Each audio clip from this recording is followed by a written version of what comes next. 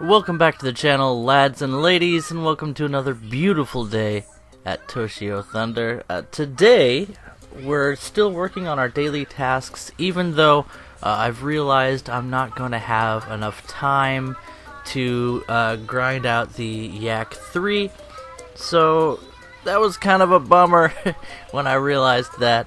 It's too bad that it takes so many tasks to get to rank 5, but that is the way it is. You have to grind for like 20 days in a month, which seems a bit steep, but then again, that's the way it is when you get Cash Money's items for free. I've said it before, and I'll say it again, the best way is just to do an hour or two of work on the side, and even as a child, you can find pay-in work to do, if that's what you want to do, and put some real cash monies into the game, which feeds the babies of the developers and helps to get Kirill out of Gulag for some sunshine once every 7 years.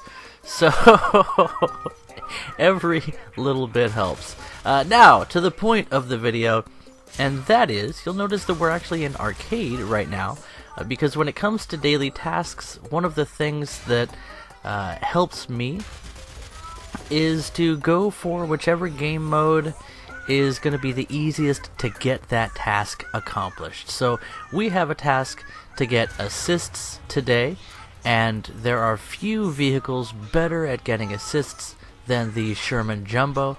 It sits at a very comfortable battle rating. Its armor is reasonably reliable versus the things that you face, which is not a surprise to anyone. And if you use the APCR, you stand a pretty good chance of not destroying an enemy with one hit. And the trick that I use to get assists is to hang out in an area where my team is, which is a good general strategy anyway. So I have to continually check the map, and that's one of the things I'm actually very weak at, is checking the map. And then make sure there's allies near me.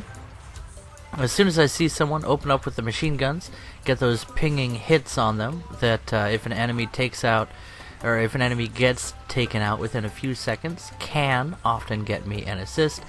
But of course, ooh, that was just unfortunate. We hit the ammunition with the APCR there and blew up that Panzer IV.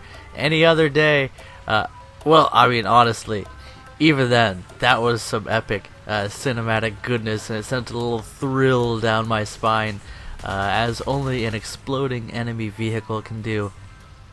We played the German Brummbär after this in realistic, and it was so much fun, just totally blowing people up. But we're using the APCR to try and take out one or two crew members. That is the easiest way to get a kill assist. You cripple someone, and then look at that, we can actually target the AA on the enemy runway. Very interesting. Also kind of annoying. But since we've taken down the gunner and loader on that Panzer IV, we can now switch to another target, and he's being passive, so we'll let him continue to be passive, presuming that he will die at some point, allowing us to get an assist out of him. Point being, there we go, we couldn't quite take down those crew members with APCR. It does have rather piddly post-pen damage. A nice critical hit there on the M10, that means we can switch targets again. We took down his gunner, so I know we have a few seconds to reposition ourselves, which is always a really fun strategy to do anyway, to take a few shots and then move, and then the guy, he's just like, Jumbo, I'm just gonna J out. He still had his gunner and everything, but he knew he was in trouble, and he honestly was probably not having a very good day. So my apologies to that guy. And to finish the statement I've been working on for about 2.5 minutes now, if you take down one or two crew members, if you get a critical hit on an enemy vehicle, then you have a whole lot more time where if they get taken down, you get credit for a kill assist, to the point where I think that if you crit someone at any point, then taking them down will give you a kill assist. So that's quite convenient. I think there's like one other stipulation where only 3 people can get a kill assist off of any one given vehicle, and it gets spread out by either who did damage most recently or who did critical damage. I'm not sure on that one, but we do get taken down there. Already we've harvested 3 kills, which are not really what we're going for, but every little bit helps when it comes to the grind, and 2 assists, and lo and behold, we're using the premium Sherman Jumbo. And we have another one. Oh, look at that. Now the Jumbo just sitting around. Who would have guessed? Kai charge! Yeah, I know. I'm a jump bag. But this really is, the Sherman Jumbo is just one of the most fun vehicles in the game for me. Not specifically because it's overpowered, but that doesn't hurt. It definitely faces some things, especially in an up tier, that can deal with it quite nicely, but it is one of the most well armored from the front vehicles at, well, equivalent, I guess, for its battle rating.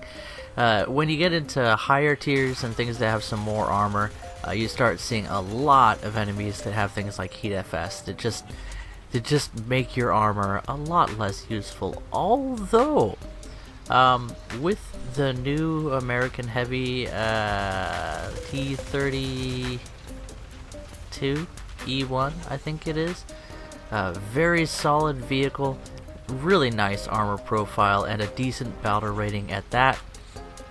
And vehicles that have been around for a while, like the IS-6, which is still a very effective piece of equipment with some very limited weak spots in the armor. There are a few places where you can actually absorb hits in this game, and I have always been a fan of heavy armor, of being able to shrug off damage, of having the advantage of, once you get yourself in position, you're a very, very difficult target to take down. Things like the Jagdtiger, again, before Heat FS and the British Sabo were such a game-changing factor. Things that can control territory. And to a limited extent, those things still exist in the game, but there are few examples as effective as the Sherman Jumbo, with the added benefit that the cannon, the short 76 on the Jumbo, has a lot of character. It's just one of those guns that you have to aim for weak spots for most vehicles, but when you punch through, it does a lot of damage. And I actually enjoy that more than a gun like the 85 on the T34 that, well, it just kind of means you don't have to aim for weak spots most of the time. I like aiming for weak spots, is what I'm saying. I would love to see a meta in the game where that comes into play more often. And one of the things, once again, that I love about Arcade is you can fly out in an aircraft for practically no cost, and you see us pulling a vertical attack on that M10, which killed a few crew members, ensuring us an assist later on, and then we get another critical hit on that Stug, which, again, was it a Sturmhaubitze or a Sturmgeschütz? I wasn't paying enough attention. Anyway, the Sturmy Boy. Der Sturmy Boy. Der Sturmenmensch. We took down some peeps inside of his vehicle, giving us another assist waiting to happen. So at this point, it shouldn't be surprising that the team with the most Sherman Jumbos is winning. It is a powerful vehicle, but again, T3485 is really strong against the Sherman Jumbo. It has decent armor, better speed, and a extremely powerful gun, and there are examples of Sherman killers in each one of the tech trees, and yet that advantage of having very strong frontal armor just just continues to make the Sherman Jumbo really something special. And I didn't intend to talk about that specifically during this match, but Tank Arcade, it's still a thing. It is a great place to grind out some daily tasks, sometimes, depending upon the task you have, and it's the fastest place for me to pick up kill assists. And we ended up getting enough to finish our task for the day, and we took a break from Tank Arcade, because the other thing about the arcade game modes that sort of defines them for me is they tend to be so action-packed that my heart can't take it. I gotta move into a more gentlemanly paced game mode after that. But anyway, guys, I've been working on the YouTuber deathmatch, and now I just have to edit things together and throw in the video that we collected. Thank you to Bacon, Michael, and oh geez, the other guy's name was so hard to remember. It was like Bora Bango or something, but you know who you are. I really appreciate it, and hope to see you guys on the Discord later on. And then that will be coming out either, I think, after Thanksgiving. So Thanksgiving is coming up this Thursday in America. So